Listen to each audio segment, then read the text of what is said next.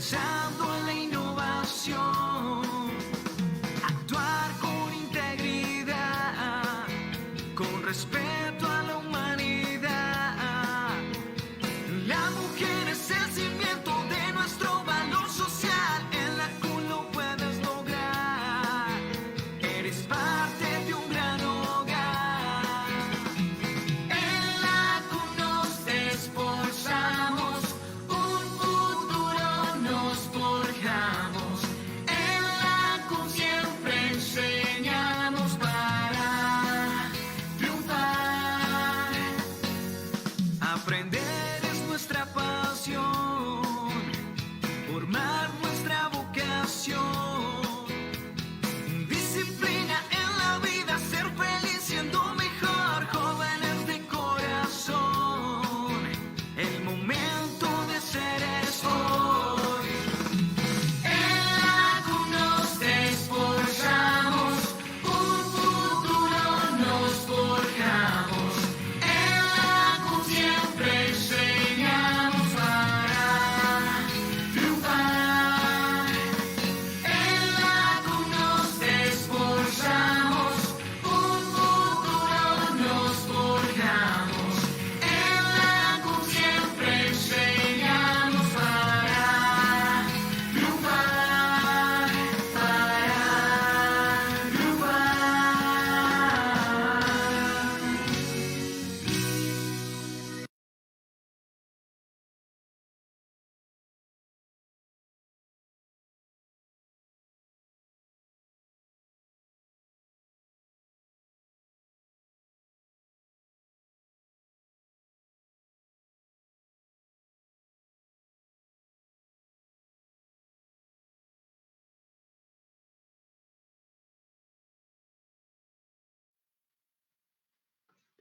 Muy buenas tardes, apreciados estudiantes. Muchas gracias por su asistencia.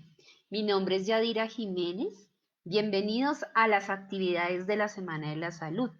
Desde el área de permanencia y bienestar estudiantil, para hoy el tema a tratar es Cuídate y cuida a tu familia del COVID-19, con el doctor Juan David Oliveros. Por favor, inviten a sus amigos y familiares, compartan el link para que asistan y con el apoyo de Se le tiene y te asiste, vamos a darle el paso al doctor Juan David Oliveros, quien nos va a dar toda la información sobre lo que estamos viviendo en esta pandemia. Bienvenidos a todos. Recuerden, es importante el diligenciar el link de asistencia. Muchas gracias. Adelante, doctor Juan David Oliveros. Hola, muy buenas tardes. ¿Cómo estás? Gracias, Rosa. ¿Cómo están, queridos estudiantes de la CUN? ¿Cómo se encuentran el día de hoy? Primero que nada, quisiera que me confirmaran si estamos viendo la presentación que tenemos en pantalla.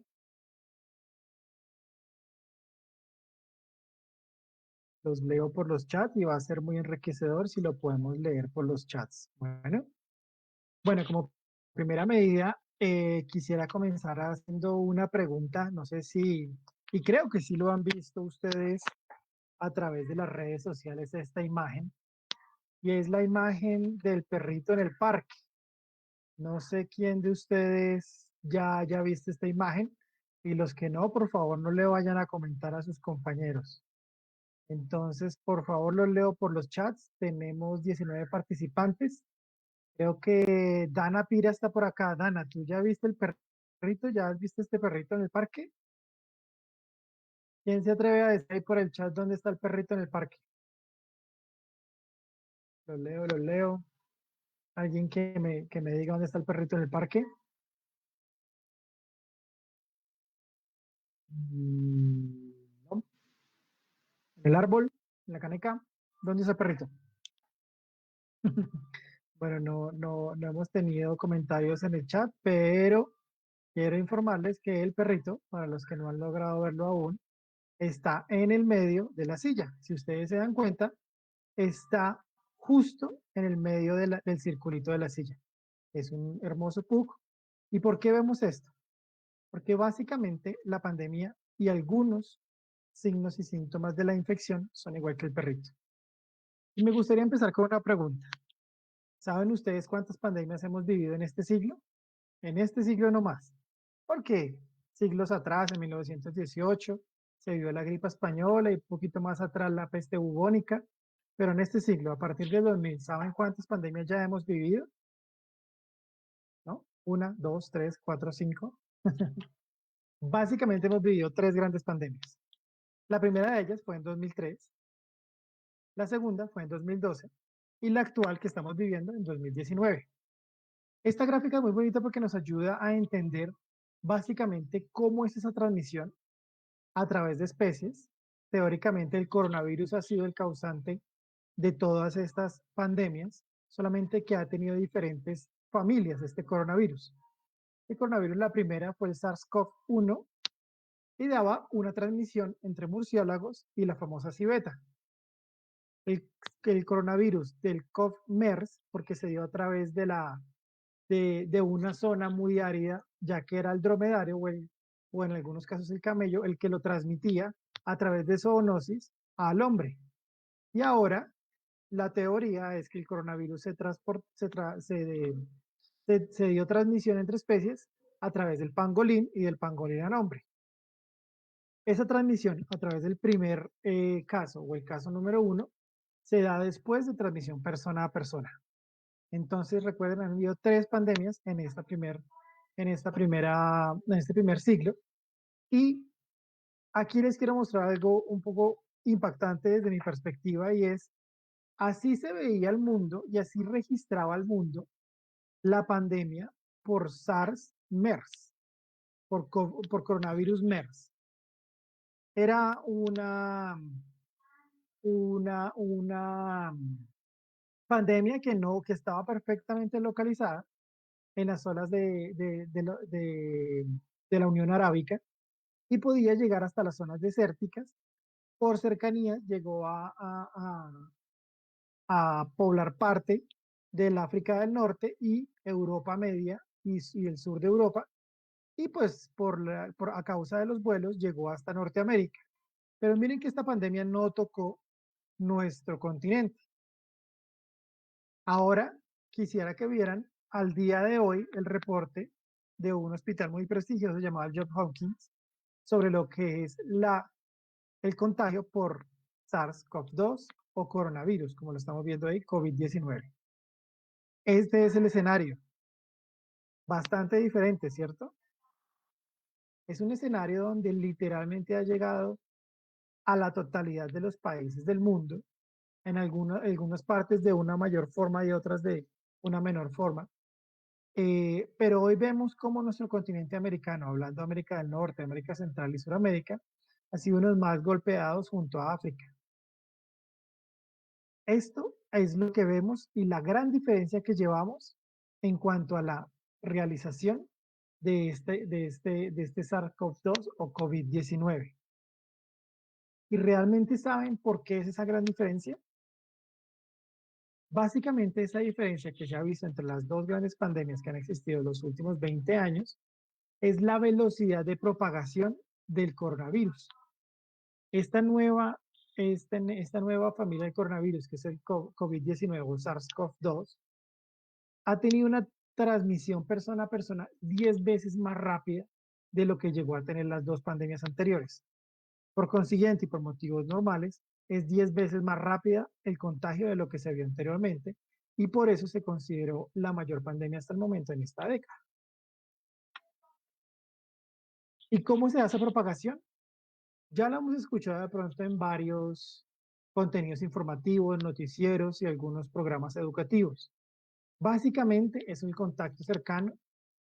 Teóricamente, algunos llegan a decir hasta 1.5, la OMS nos dice 2 metros, o lo que nos da de largo nuestros brazos. Ese contacto con una persona que sea COVID positivo. Ese contacto se da a través de las pequeñas partículas o microgotas que exhalamos al momento de respirar, cuando una persona tose y cuando una persona estornuda o habla, esas micropartículas ingresan a nuestro sistema respiratorio. También, y es verdad, puede llegar a darse a través del contacto directo con una superficie de objeto que una persona con COVID ha tocado y ha dejado esas micropartículas dentro de dentro de esa superficie o objeto. Ahí el virus entra a nuestro organismo luego de que nosotros tocamos nuestros ojos, nuestra boca o nuestra nariz.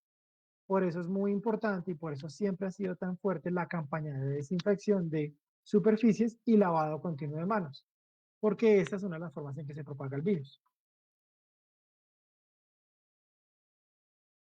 Con esto en mente, debemos tener en cuenta cuáles son los diferentes signos y síntomas que comúnmente y en algunos casos graves nos pueden llegar a dar luces de que estamos infectados de coronavirus. Los síntomas, ojo, pueden aparecer desde el día 1 hasta el día 12, con su pico máximo de probabilidad hasta el día 7, una vez hemos estado expuestos al virus. Generalmente los síntomas de este virus son muy comúnmente confundidos con una gripa común y normal. Entonces encontramos el goteo nasal o el famoso congestión nasal, la tos con o sin expectoración, el dolor de garganta, la presencia de fiebre alta, en algunos casos neumonía, que llega a confundirse con neumonía, pero realmente es SARS, y la insuficiencia respiratoria aguda en el peor de los síntomas. Hay otros síntomas que se han asociado también a la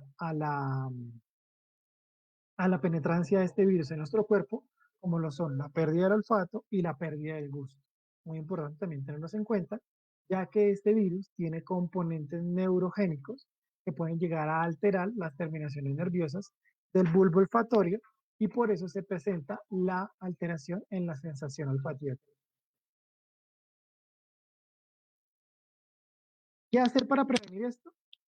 Lo que hemos escuchado durante mucho tiempo, lavarnos las manos frecuentemente, mínimo cada 2 horas, evitar el saludo de manos, de besos o de abrazos, y es el famoso saludo con los codos, usar el desinfectante, y aquí es muy importante tener algo en cuenta, y es que leamos el tarrito que estamos comprando, ya que hay algunos desinfectantes que vienen en gel con muchos olores y de pronto los componentes que le agregan para dar ese olor, esa textura o ese color pueden disminuir la concentración de alcohol requerida para que sea efectiva. ¿Cuál es esa concentración?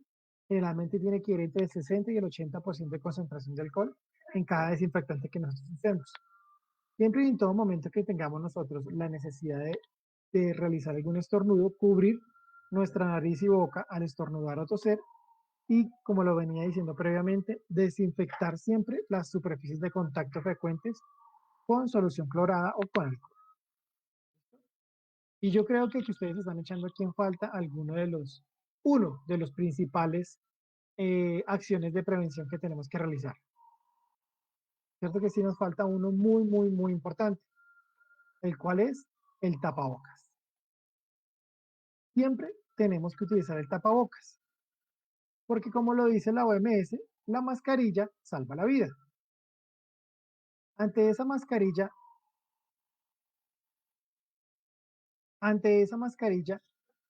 siempre tiene que tener una muy buena localización. La localización es cubriendo literalmente la totalidad de nuestra nariz y la totalidad de nuestra boca, para así evitar todo el componente aéreo que pueda llegar a contagiarnos del virus.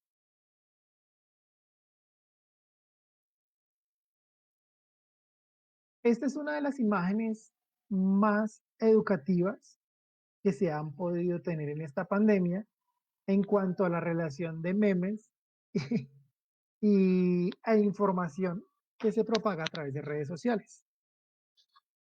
Esas estadísticas son completamente probadas, donde si tú estás en menos de 2 metros con un portador de COVID y ninguno de los dos llega a tener mascarilla, la probabilidad de contagio es del 90%. El portador del COVID no tiene mascarilla, pero tú sí la tienes, es decir, si la otra persona no se cuida y así tú te estés cuidando, te puede llegar a dar COVID y la probabilidad es del 70%. Si la persona que tiene el COVID usa la mascarilla, pero tú no la estás usando, disminuye hasta un 5% debido a la disminución en la propagación de esas micropartículas. Más sin embargo, si los dos están utilizando la mascarilla, aún hay una probabilidad de contagio, pero esta disminuye hasta el 1.5%, es decir, poco probable. Que es muy, muy, muy importante utilizar siempre la mascarilla y de forma adecuada. No como hemos visto algunas veces, y yo sé que ustedes también lo han visto en la calle, que la gente se lo coloca hasta la boca, se lo coloca aquí en la barbilla, lo utiliza en la mano, así no nos va a servir de nada. Esta imagen es muy bonita y es muy informativa sobre la probabilidad de contagio y el uso del tapabocas. ¿Por qué les cuento todo esto? Porque esto básicamente es un efecto dominó, donde si yo empujo una primera ficha, las otras irán cayendo. Así se realizó esta pandemia. Esta pandemia en primera medida se definió como una enfermedad in situ o algo endémico. Cuando es endémico quiere decir que una persona tuvo los signos y síntomas propios de la enfermedad en una zona determinada dentro de un país específico. Cuando se volvió epidémico, quería decir que dos o más personas en diferentes puntos del mismo país presentaban los mismos síntomas. Y cuando se volvió pandémico, quería decir que en todos los continentes de los cuales habitamos, habían varias personas que presentaban los mismos síntomas de la persona número 1 o del paciente número 0, lo cual nos deja un efecto dominó, donde las acciones que nosotros tomemos básicamente definirán el rango de lo que pueda pasar aquí en pandemia. No sé si también han visto esa imagen del fósforo, como es la mejor forma de evitar que los fósforos se quemen, retirando uno, para que la propagación no continúe. Es literalmente este efecto dominó. ¿Por qué? Porque nosotros una vez estamos frente al virus, hay este pequeño circulito que nos dice qué tan severo o qué tan grave puede llegar a ser el impacto en nuestra salud de este virus. Hay tres grandes aristas que nos definen realmente cuál es la probabilidad de severidad del virus. Hay factores genéticos, factores intrínsecos y factores extrínsecos. Los genéticos literalmente nosotros no los podemos cambiar porque vienen a ser parte de nuestro ADN, de nuestros cromosomas. Y puede ser que algunos genes modifican algunas enzimas metabólicas, lo cual genera unos polimorfismos genéticos y genera alteraciones en la forma en que nuestro sistema responde al virus. Eso está totalmente fuera de nuestras manos. Algunos extrínsecos sí podemos llegar a cambiarlos. Y es que hay algunas interacciones como depende si tomamos o no tomamos medicamentos, o depende del medio ambiente en el que vivamos, si fumamos, si no fumamos, si tomamos alcohol, si consumimos algún tipo de droga alucinógena, si tenemos algún tipo de deficiencias de vitaminas por alguna alimentación, alguna dieta especial que tengamos, si tenemos algún tipo de alteración endocrinológica, como lo puede ser la obesidad.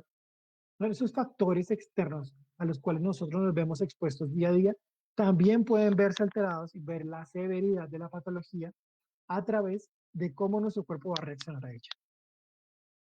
Los factores intrínsecos, es decir, lo que está dentro de mí, como el sexo, la raza y la edad, también nos dictaminan qué tan fuerte o qué tan débil nos puede llegar a dar el virus. Se ha descrito que personas de mayor edad con algunas patologías de base como hipertensión y diabetes son más propensas a enfermar gravemente por este virus. Y por eso es que veíamos que al principio de la pandemia siempre se trataba de cuidar a las personas con comorbilidades como diabetes, hipertensión, obesidad, alteraciones cardíacas o EPOC, enfermedad pulmonar obstructiva crónica, porque su cuerpo no podía defenderse ni podía llegar a actuar tan rápidamente como si lo podía hacer el de un adulto joven o un adulto sano. Y ahí es donde los invito a pensar. Muchas veces decimos, nosotros somos jóvenes, nos podemos llegar a infectar, pero básicamente nos va a dar algo leve. Pero todo aquel que convive con nosotros, padre, madre, abuelos, pueden llegar a tener nuestras enfermedades y ser nosotros ese efecto dominó que lleve el virus a casa y pueda llegar a enfermar a nuestros familiares y ellos, debido a sus factores genéticos, extrínsecos e intrínsecos, pueden no tener la misma forma de defenderse de nosotros. ¿Listo? Muy importante tener en cuenta eso. Y es que básicamente hay diferentes estudios que te dicen que hay una estrecha relación entre el COVID y las enfermedades cardiovasculares. Es que ese estudio, porque ese estudio no se aleja de nuestra realidad. Al contrario, es un estudio hecho en Bogotá por profesionales, por cardiólogos de las universidades del Bosque y de la Universidad y el Hospital Universitario de la Santa Fe, donde nos dicen que el COVID tiene un aumento en el riesgo de infarto, miocarditis, insuficiencia cardíaca, arritmias y muerte súbita. Es decir, si ya de base tenías una patología en tu corazón, una enfermedad de tu corazón, si te da COVID, eso te puede agravar totalmente. Por eso es muy importante siempre cuidar a nuestros familiares que puedan llegar a tener alteraciones cardíacas de ser contagiados y de que nosotros seamos ese portador que los contagie. Con esto en mente, no es solamente el contagio del virus. También, el mes pasado, este estudio reciente, este es de abril, mira, 6 de abril del 2021, nos deja ver cómo el COVID, una vez ha pasado por nuestro cuerpo, puede llegar a tener diferentes secuelas, tanto neurológicas como psicológicas, así sea en personas sanas.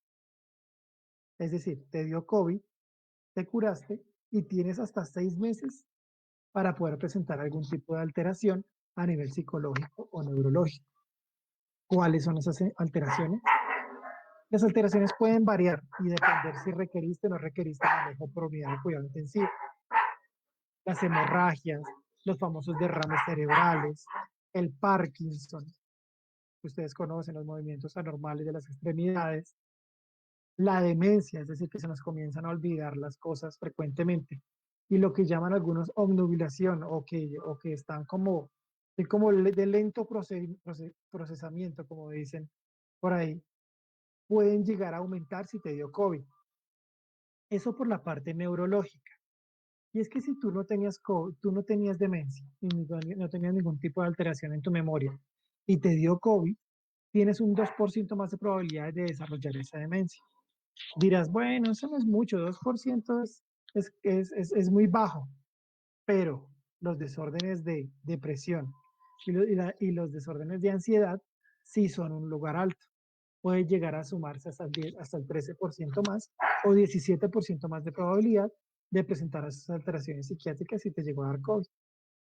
Entonces es muy importante tener en cuenta, no es solamente la enfermedad que te da, es todo aquello que pasa una vez has tenido el COVID en tu cuerpo y cómo reacciona tu sistema respiratorio, tu sistema neurológico y tus estados de ánimo a la postinfección del COVID. Yo quisiera que alguien me dijera por qué creen que traigo estas tres imágenes de estos tres países. Veo que ya han tenido algunos comentarios en el chat y algunos dijo, por ejemplo, Alejandra Torres nos respondió en su momento dónde estaba el perrito. Sí, Alejandra, exactamente. Estaba en el brazo de la silla, ahí se ve perfectamente la carita de ese pug. Pero quisiera que alguien me dijera en este momento eh, por qué traemos estas tres fotos de Sudáfrica, del Reino Unido y de Brasil. ¿Quién cree por qué estamos hablando de esto aquí en esta, en esta charla que estamos haciendo? ¿Quién dice por ahí todavía estás, Alejandra o Ángel Gutiérrez? ¿Qué nos gustaría decir? Bueno, de pronto creo que también tenemos un poquito de delay y por eso de pronto puede ser que por eso no estemos comentando en el chat. Pero básicamente les traigo estos tres países porque hasta ahora, hasta hace menos de 2 meses, se comenzaron a ver unas mutaciones dentro del virus, unas variantes del SARS-CoV-2, la variante de Sudáfrica, la variante del Reino Unido y la variante de Brasil. Es más, hace 2 meses comenzó a verse una nueva variante, la variante de la India. Y esto es un reporte del día de ayer, donde la OMS se define que la variante del COVID-19 en India es bastante preocupante. ¿Y por qué la define como preocupante?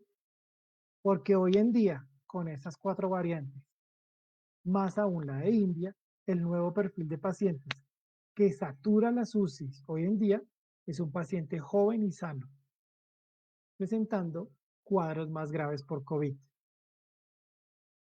Eso quiere decir que ya no se necesita tener una enfermedad de base como hipertensión o diabetes o alteraciones cardíacas como antecedentes de infartos para llegar a una UCI. Hoy en día el COVID, debido a sus mutaciones y debido a los cambios que ha tenido a través de este casi año y 3 meses, 4 meses ya, ha generado unas variantes en su ADN y esas variantes ha hecho que se vuelva más peligroso para los jóvenes, ya siendo indiscriminado por las edades. Esto es muy importante eso. Bueno, Yo no sé si ustedes se han preguntado tanto como yo, bueno, ¿y esta pandemia cuándo se va a acabar? La pandemia del COVID, ¿cuándo se va a acabar? Hay una muy famosa firma americana que se llama McKinsey. Es una firma que cubre, que es bastante típica porque cubre todas las partes académicas y las conjuga con todo lo empresarial, todo lo económico y todo lo innovador de Estados Unidos. Es una firma muy respetada en cuanto a su base académica y ellos mismos se hicieron esta pregunta. Bueno, ¿esta vaina cuándo va a acabar? Y en un artículo del 26 de marzo de este año nos dice que básicamente ellos estiman tres grandes panoramas. El primero de ellos es una finalización rápida que teóricamente iría a mitad o mediados del tercer trimestre de este año, si y solo si actuara más rápida la vacunación en los países, o si la nueva inmunidad generada por las variantes diera unos lapsos más largos de protección ante el virus. Pero como lo hemos visto en países en desarrollo, como el nuestro, Colombia, y en países pobres, como la región africana, las jornadas de vacunación no están siendo lo suficientemente rápidas para que esto llegue a suceder. Como ellos ya esperaban de que esto se generara de esta manera, pro, propusieron una segunda etapa de finalización, que es básicamente entre finales de 2021 y mitad o principios de 2022. Pero esto solamente se puede dar si hay una producción total de vacunas en varios países no centralizada y que esa producción de vacunas se dé entre 3 a 9 meses. Y que todos los adultos refiriéndose a pacientes mayores de 30 años, estén vacunados en el mundo. Nuevamente, los países que estamos en vía de desarrollo y en pobreza, como algunos países de Latinoamérica y de África, no permiten esa productividad a ese ritmo y esa vacunación a ese ritmo. Entonces lo que dicen ellos y proponen ellos es que teóricamente esto iría hasta mediados del 2023. ¿Por qué? Porque si se dan cuenta sobre la curva y sobre la campana que baja hay una parte sombreada. Esa parte sombreada nos dice que el impacto de las variantes puede llegar a reducir la eficacia de las vacunas.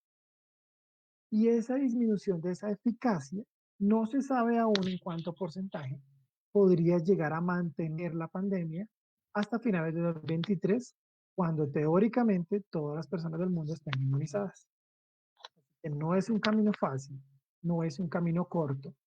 Y ante este panorama que nos queda, lo mismo que hemos venido haciendo. Protegernos a través de alcohol con las manos, ya sabemos, 60-80% de concentración. Lavar nuestras manos periódicamente, mínimo cada 2 horas. Utilizar la máscara como la tiene aquí el muñequito, utilizar la máscara, siempre tapando nariz y boca. Y el distanciamiento social. Ese distanciamiento social, ya lo saben, mínimo un brazo, dos brazos extendidos, 2 metros, algunos dicen, y algunos dicen que hasta 1.5, pero bueno. Con esto en mente, también nos quedan las vacunas. Sabemos que nuestro país ya ha empezado el proceso de vacunas y va en diferentes etapas. Ya va a iniciar la tercera etapa. Ese proceso de vacunas siempre va a tener unos mitos y realidades que nos van a llegar, ya sea por lecturas de verdad, noticias verdaderas o noticias falsas, o a través de redes sociales o la opinión que pueda llegar a tener las personas que nos rodean. Y aquí vamos a tocar algunos de esos mitos y realidades. El primero de ellos es, ¿la vacuna contra el COVID-19 puede hacer que contraiga el virus? La respuesta es no. Ninguna de las vacunas autorizadas y recomendadas contiene el virus vivo. Eso significa que las vacunas no te pueden hacer que enfermes de COVID. ¿Qué es lo que pasa con estas vacunas? Enseñan a nuestro sistema inmunitario cómo reconocer, identificar y combatir el virus del COVID si llegase a entrar a nuestro sistema. Lo que pasa es que a veces esa educación a nuestro sistema inmunitario puede llegar a producir diversos síntomas, como escalofríos, dolor articular, dolor muscular o fiebre. Y eso lo confunde a las personas como me dio COVID porque me puse la vacuna. No es eso, es los síntomas que se producen una vez está enseñando a ti la vacuna a proteger. El siguiente mito, la siguiente pregunta de adagio popular que se tiene es, si ya tuve COVID y a mí ya me dio y ya me recuperé, ¿debo vacunarme de todos modos contra COVID-19? La respuesta es sí. Debes vacunarte porque a pesar de que ya tienes una inmunicidad de rebaño o una inmunicidad de memoria debido a la generación del virus en tu cuerpo, aún los expertos no se ponen de acuerdo esa inmunidad y esa protección natural cuánto lleva a llegar a durar. Algunos dicen que entre 6, otros dicen otros 9 meses. Entonces, si tú tuviste COVID, debes vacunarte aún así, ya que no reconocemos aún a ciencia cierta cuál es ese lapso de tiempo en los cuales nuestro cuerpo ha aprendido a defenderse de forma natural. Lo que sí tienes que tener muy en cuenta es que tienes que esperar 90 días desde el día en que te confirmaron que tenías COVID, así no tuvieras o tuvieras los síntomas, para poder aplicar la vacuna. Es decir, el día que te realizaran la PCR o el hisopado o lo que te hayan hecho para identificar y decirte tienes COVID, tienes que esperar 90 días o 3 meses a partir de ese momento para poderte vacunar. Eso sí es muy importante tenerlo en cuenta. Algunas otras preguntas que se dan es, ¿las vacunas contra el COVID modifican mi ADN? La respuesta es no. Las vacunas contra el COVID no modifican ni interactúan de ninguna manera con el ADN que nosotros tenemos. ¿Las vacunas causan infertilidad? Hasta el momento que se sepa, ninguna vacuna que ha recibido autorización por parte de la FDA, que es la verificadora de los medicamentos en Estados Unidos, fue el EMA, que es el verificador de medicamentos en Europa, ha reportado causas de infertilidad secundarias a la vacuna. Por consiguiente, eso es un mito total. ¿La vacuna afecta a mi sistema inmune? Como lo comentamos en el primer ítem, la vacuna no te va a afectar al sistema inmune, te va a ayudar a identificar y saber qué hacer al momento de que el COVID entra a tu cuerpo. Por consiguiente, lo que es identificar y combatir. En ningún momento las vacunas te van a debilitar, sobrecargar, ni te harán enfermar por COVID-19. Otra de las cosas que se ha dicho es, básicamente, si yo me pongo la vacuna, ya se acabó esto. Ya puedo salir, ya puedo dejar de tener los medidas de protección y de prevención como lo vimos previamente. La respuesta es no. Debemos de continuar con estas medidas y tú me dirás, pero yo he visto que en Israel, por ejemplo, ya la gente comenzó a salir normal y allá ya se están vacunando. Entonces, si ellos se vacunan, ¿yo por qué no puedo también salir normalmente? Porque básicamente algo y es que nosotros, a pesar de que si nos llegase a dar ya estando vacunados, podemos tener un menor riesgo de una severidad o de llegar a la UCI, nosotros sí podemos ser el transportador de ese virus y hacer que otra persona enferme o lo contraiga. Y esa persona, si no está vacunada y por ahí de paso tiene alguna enfermedad de base, como las que le acabo de mencionar previamente, puede llegar a contraer el virus. Es decir, las medidas de prevención para seguir usando la mascarilla o el tapabocas, el distanciamiento social, pese a estar vacunados, no son por nosotros, son por los otros. No es por nuestro ser, es por los que nos rodean. Porque básicamente, según los epidemiólogos, a nivel nacional se alcanzará la inmunicidad de rebaño una vez alcancemos las 35 millones de dosis, ya que es el 80% o más de la comunidad total colombiana, ya que según el DANE, a principio de este año éramos 50 millones de personas. 35 millones es lo que se necesita y hasta ahora vamos 5 millones. Por consiguiente, si por algún motivo ya ha sido vacunado, por los demás debe seguir usando las mascarillas. Hay otro ítem que se ha mencionado mucho, es que las vacunas son inseguras debido a que no se ha tenido el tiempo suficiente para poder probarlas o el tiempo suficiente para poder desarrollarlas. Es decir, yo cómo voy a confiar en una vacuna que se generó en menos de 5 meses Y los científicos se han demorado años en hacer una vacuna. Es cierto, se han demorado años en hacer una vacuna. Pero recuerda lo que te comenté en un principio. Esta es nuestra tercera pandemia por el mismo virus, el coronavirus. La variante SARS-CoV-2 es nueva, sí, pero el coronavirus MERS y el coronavirus 1 eran desde el 2002 presentes en nuestro entorno de salud.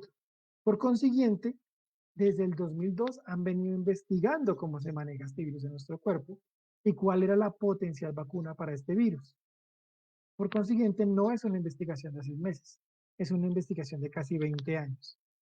Por eso, ten la plena seguridad de que son seguras y eficaces. Que algunas sean más eficaces que otras en porcentaje, sí es cierto. Y que otras presenten eventos adversos más frecuentemente que otras, también es cierto. Más sin embargo, todas las que están aprobadas son seguras y eficaces. Y ahora, ¿quién ve el perrito?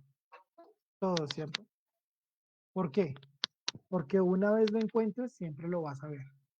Por eso es muy importante identificar, prevenir y tener siempre la realidad y descartar todos los mitos en este tema de coronavirus. Gracias.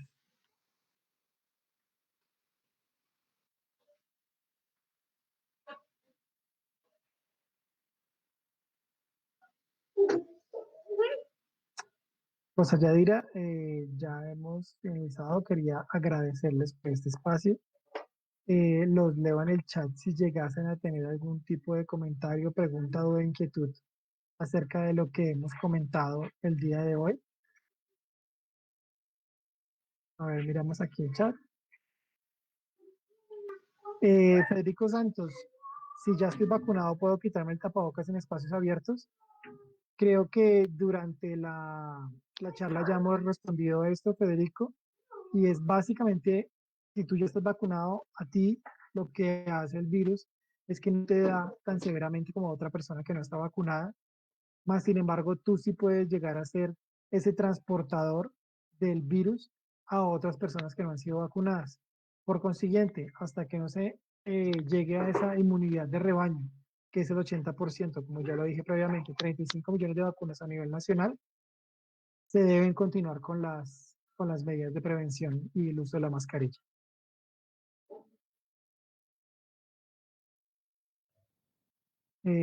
No sé si alguien tenga alguna otra pregunta.